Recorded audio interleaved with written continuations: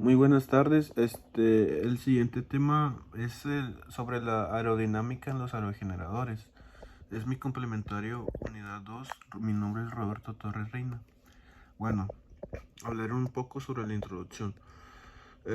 Una breve explicación del diseño de los aerogeneradores de baja potencia se inicia determinando las condiciones de su funcionamiento conforme a las velocidades medias de viento y potencia de generación. Desea, por ejemplo, la diferencia de los aerogeneradores de alta potencia, donde el diseño se realiza según su determinada clase de viento. También se investigó un poco sobre algo que define una velocidad media y una intensidad de turbulencias en baja potencia. ¿Cómo es que se agrega una clase de viento adicional para medidas menores de velocidad? Ok. Empezamos un poco sobre la captación de la energía cinética del viento. Bueno, esto nos indica tres puntos importantes, ¿no? A destacar. Por ejemplo, la energía eólica es aquella que se obtiene a partir de la fuerza del viento, como a través de un aerogenerador que transforma la energía cinética de las corrientes de aire, ¿no? Que se encuentran en las alturas. Esto es ahora sí que el trabajo es convertirla en energía eléctrica. También nos dice que el proceso de extracción se realiza mediante gracias al rotor. El rotor viene siendo aquella pieza fundamental que se encuentra en nuestro aerogenerador para así poder captar toda la fuerza del viento que se encuentra, ¿no? Y para poder aprovechar la energía cinética del viento y convertirla en energía eléctrica, es necesario, tal y como hemos comentado, el uso de un aerogenerador. El óptimo aprovechamiento de estos gigantes suelen tener de la parte de la superficie del piso es entre 80 y 120 metros de altura. Ok, principios físicos de la aerodinámica del alave. ¿Qué es el alave? El alave suelen ser perfiles aerodinámicos, es cada una de las paletas curvas de una rueda hidráulica o de una turbina. Estas son las encargadas de recibir lo que viene siendo el gas y lo hacen cambiar de velocidad, ya que manteniendo la turbina a una presión constante, absorbiendo así la energía. Eh, un pequeño ejemplo acerca del funcionamiento. Nos dicen que los alaves toman la energía del viento, la capturan y la convierten en toda aquella es la rotación del buje, ¿no? Como es el perfil aerodinámico de los alaves, es similar a lo que viene siendo la ala de un avión, ¿no? Que eso lo estuvimos viendo mucho en clase, ¿no? Como suelen tener casi el mismo funcionamiento o viene siendo prácticamente la misma explicación o el mismo ejemplo. Aquí tenemos por ejemplo, los frenos. Entre el generador y la caja multiplicadora se instala un acoplamiento que suele ser flexible. Igualmente se emplean frenos mecánicos en el tren de fuerza. Nos dice que generalmente hay dos tipos de frenos: los sistemas de freno aerodinámico y los sistemas mecánicos. Como las normas que usualmente se usan en el diseño de los generadores indican que los aerogeneradores deben poseer dos sistemas de freno independiente, uno aerodinámico en la punta de los alaves y todo el alave del rotor por sí mismo, cambiando su ángulo de pase a otro freno. Bueno, como lo puse aquí, lo implementé en la imagen. Aquí podemos ver que la parte gris es el freno aerodinámico de una pala de turbina en posición activada. Esto ayuda a que los alaves lleven a cabo el frenado, ¿no? Cuando se requiera. La capa límite. Nos indica que en mecánica de fluidos se conoce como capa límite a la zona de interacción entre un cuerpo sólido y un fluido de velocidades. También nos dice que el espesor de cada capa queda determinado por la zona en la que la velocidad del fluido va desde 0 a un contacto al cuerpo hasta un 99% de velocidad al infinito. Aquí lo pude mostrar bien en esta imagen, ¿no? Como la gráfica nos indica que aquí se encuentra en 0 y cómo es que al paso del tiempo de los segundos esto va incrementando, ¿no? Hasta llegar acá a la parte superior de arriba. Ok, separación o despegue de la capa límite. Aquí podemos observar, ¿no? Cuando la capa límite se separa, sus rematentes forman una capa de cizallamiento y la presencia de una región de fluido separada entre la capa de cizallamiento y la superficie modificada a la teoría del flujo potencial exterior del campo de presión. Pues aquí tenemos otra imagen, ¿no? Claramente vemos cómo este diámetro azul nos indica que es el vector de velocidad que se está llevando a cabo, e incluso la velocidad libre del viento, ¿no? Es la cual no logra impactar con lo que viene siendo la ala. Aquí tenemos la superficie del ala, esta es la velocidad que se está llevando a cabo y el espesor de la capa límite. Nos dice que en el caso de las aspas aerodinámicas, la modificación del campo de presión da como resultado un aumento del arrastre parásito, y si es suficiente grave también dará como resultado la entrada en pérdida y la reducción de la sustentación. Ok, tenemos los que son las fuerzas de sustentación y de arrastre. Una fuerza aerodinámica es generada cuando una corriente de aire fluye alrededor de un perfil aerodinámico. También nos dice que el punto donde esta corriente se divide se le denomina punto de remanso, como por ejemplo suelen ser las fuerzas aerodinámicas resultantes. Pueden ser divididas en dos componentes, que es la sustentación y la resistencia. Aquí un claro ejemplo de lo que viene siendo la fuerza de sustentación, como se estuvo viendo, esto nos dice que corresponde a los componentes perpendiculares a la velocidad del viento relativa al movimiento de las palas, ¿no? Es toda aquella fuerza que se proporciona constantemente al movimiento de nuestro eje, cómo es que está dando vueltas, ¿no? De ahí es donde se origina, por ejemplo, la ley de acción y la reacción de Newton. Bueno, aquí otro punto importante de lo que se está mirando es, por ejemplo, que la fuerza de arrastre, también llamada resistencia aerodinámica, todo esto corresponde al componente de la paralela a la dirección de la velocidad del viento relativa a la pala. Esta fuerza surge dado que todo cuerpo sumergido en un fluido viscoso es sometido a una fuerza en la dirección del flujo. Aquí podemos observar cómo se lleva a cabo lo que es las líneas de corriente en torno a un alerón, fuerza de sustancias de sustentación FL y fuerza de arrastre FD.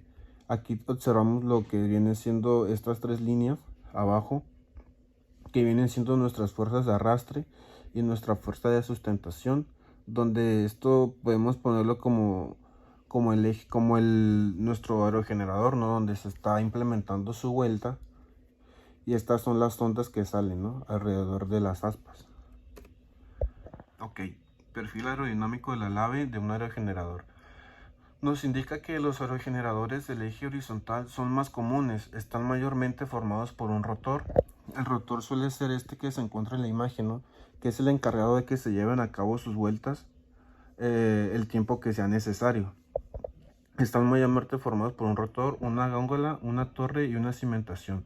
Este apartado desarrolla brevemente cada una de sus partes, donde nos indica claramente que el rotor, se explica que la función del rotor es transformar toda la energía cinética, como se ha estado comentando anteriormente, ¿no?, que es el encargado de ahora sí que captar todo el viento que se genera en las alturas y poderla convertir en energía, ¿no? ¿Qué es la gángola? Se dice que es el comportamiento en cuyo interior se alojan las cajas multiplicadoras, el generador eléctrico y los sistemas controles, como a que se lleva a cabo lo que es la regulación, la orientación, frenado y el control. Ok, la torre.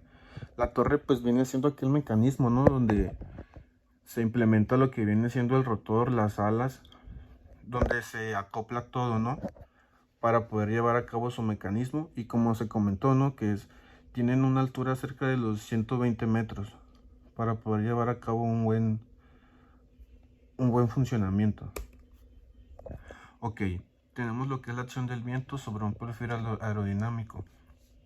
Nos dice que un perfil está construido de tal manera que su forma se aprovecha de la respuesta del aire de ciertas leyes físicas. Esto desarrolla dos acciones de la masa del aire: una presión positiva de la masa de aire actuando debajo del ala y una acción de presión negativa actuando sobre el ala. A medida que la corriente de aire golpea la superficie inferior relativamente plana de un ala o pala del rotor en un ángulo pequeño con la dirección del movimiento. Aquí está claramente, ¿no?, como esta rueda azul la podemos implementar como el ala, que va sujetada a lo que viene siendo el rotor, solo que el rotor no se muestra. Vemos que el viento relativo suelen ser todas estas ondas, ¿no?, que rodean. Arriba se le puede observar como alta velocidad, ¿no?, que son las que llevan más altas presiones o bajas presiones. Acción del flujo de aire sobre el rotor del aerogenerador. Se caracteriza también por la velocidad de giro del rotor, es ligeramente diferente de la velocidad del síncrono. Es importante destacar la gran utilidad de los generadores asíncronos. También nos dice un poco sobre su principal características, que es la incorporación de un convertidor de frecuencia conectado al rotor que permite el control de las tensiones e intensidad del mismo.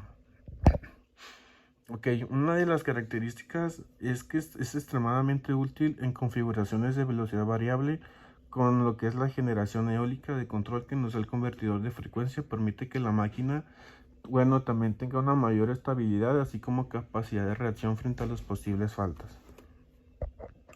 Aquí tenemos unas pequeñas explicaciones sobre lo que es la potencia eólica extraída, coeficientes de potencia y de par. Ok, sabemos que toda esa potencia eólica extraída o captada del viento por el rotor de la máquina se conoce como potencia eólica aprovechada. Esto ahora sí que se dice PA. Nos dice que el rendimiento de conversión se describe por un coeficiente de potencia. Todo aquello es definido como la relación entre la potencia aprovechada y disponible, que viene siendo coeficiente de potencia entre potencia aprovechada y potencia disponible. Y es la fracción de energía cinética del viento convertida en energía cinética de rotación en el rotor de lo que es el aerogenerador. Aquí tenemos lo que es la potencia eólica extraída máxima teórica, límite de Betz. Pues es importante que nosotros como estudiantes tengamos considerado que es una cosa bastante razonable, ¿no?, ya que la velocidad promedio del viento a través del área rotor es el promedio de velocidad. Por ejemplo, perturbar antes de una turbina eólica, aquí la indicamos, ¿no?, en esta pequeña fórmula, donde M es igual a P, donde es F nos habla que es V1, y la velocidad del viento después de un paso por el plano del rotor 2, que sería más V2, que será la 2 de Betz, que ofrece una demostración de esto. Y nos dice que la masa de la corriente de aire es a través del rotor durante un segundo. Ok, tenemos lo que es donde M es la masa por segundo, es la densidad del aire, F es el área barrida por el rotor y es la velocidad del viento promedio a través del área del rotor. Aquí podemos observar, ¿no?, cómo se muestra en nuestra imagen una demostración del teorema de Betz, cómo es que salen las ondas a través del rotor. Aquí se encuentra lo que es la torre, el rotor, las aspas, ¿no?, cómo es que viaja a través. Por aquí suben las bajas velocidades o altas, y aquí es como se puede observar, ¿no?, en esta fórmula, que es B2, es esta donde ya está saliendo, y B1 es donde apenas está atrayendo el aire, ¿no? Bueno, flujo de potencia de un generador.